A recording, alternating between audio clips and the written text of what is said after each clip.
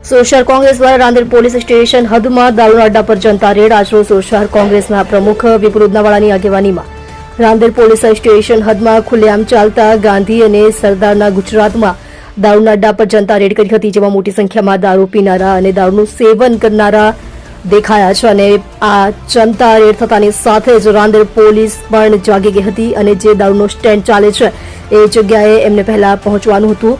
એમની પહેલા કોંગ્રેસ પહોંચી ગઈ હતી, પછી રાંદેર પોલીસ પણ આવી. રાંદેર પોલીસે એક બુટલેગર આરોપીની અટકાયત કરી છે, પણ રાંદેર પોલીસની દારૂબંધીની પોલ કોંગ્રેસ પાર્ટીએ જનતા રેડ કરીને ખોલી નાખી હતી.